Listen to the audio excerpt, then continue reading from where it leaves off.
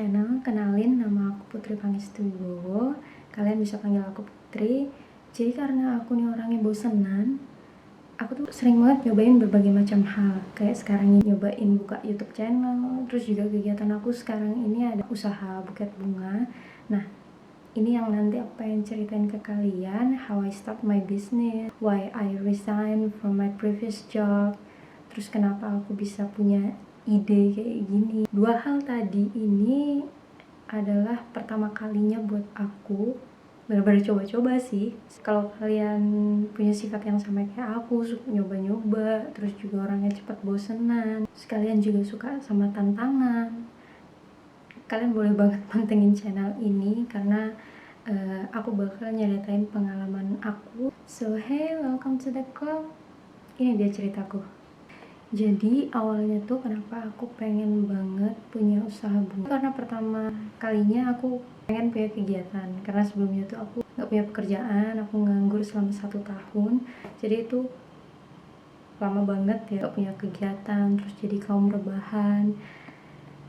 Itu aku down banget dan aku gak bisa banggain orang tua. Aku kayak ngerasa ngecewain orang tua, aku ngerasa kecewa dengan diriku sendiri yang nggak punya pencapaian gitu istilahnya.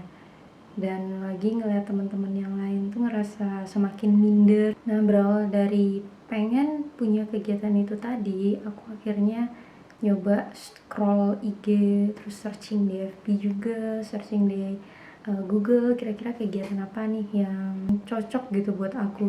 Walaupun sebenarnya aku tuh jujur nggak kreatif banget gitu. Nah, waktu aku asik scroll IG, ketemulah aku sama postingan buket bunga itu tadi. Kayak kelihatan menarik aja gitu. Saat itu aku pikir bisnis ini tuh masih jarang banget di kotaku. Apalagi bisnis buket bunga yang ala-ala Korea kayak gitu. Karena di sini kebanyakan bisnisnya itu wedding decor yang kayak gitu, terus juga usaha karangan bunga. Belum ada yang ala-ala Korea kayak gitu, and I check that. Jadi mulailah aku berbisnis buket bunga. Akhirnya aku mulai deh usaha ini. Buat mulai usaha ini tergolong mudah sih, karena kemarin tuh aku cuman izin sama orang tuaku, sama ayah sama mamaku.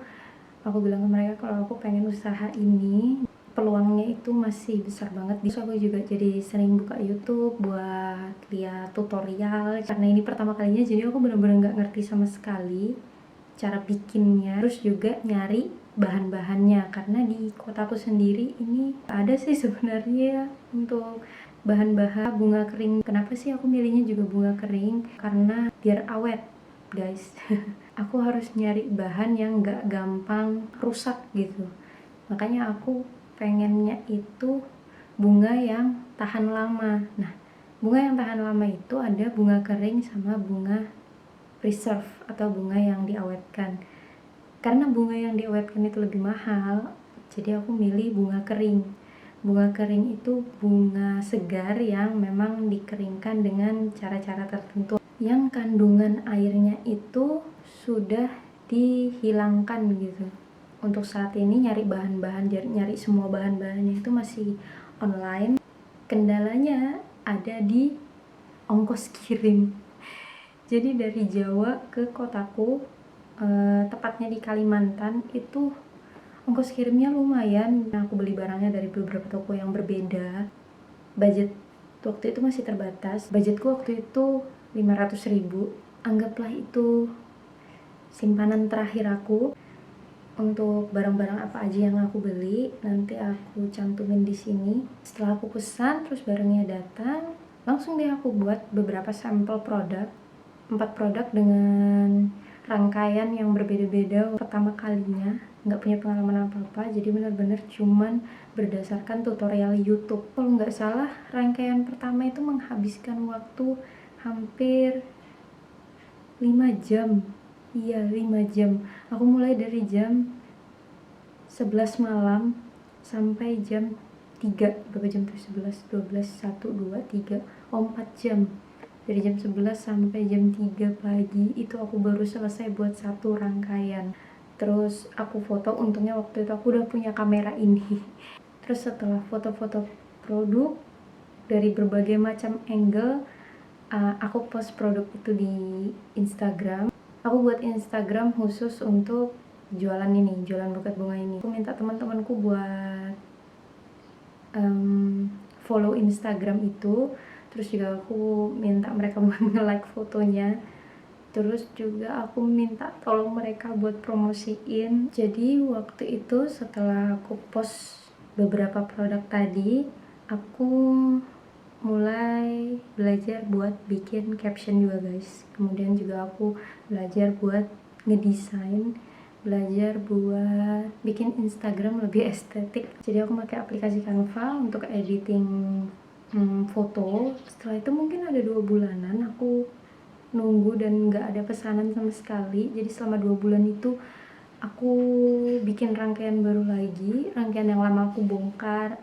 Temenku ngasih saran ke aku untuk buka usaha gift box. Aku terima saran dia dan aku bikin sampel dari barang-barang yang ada di rumah.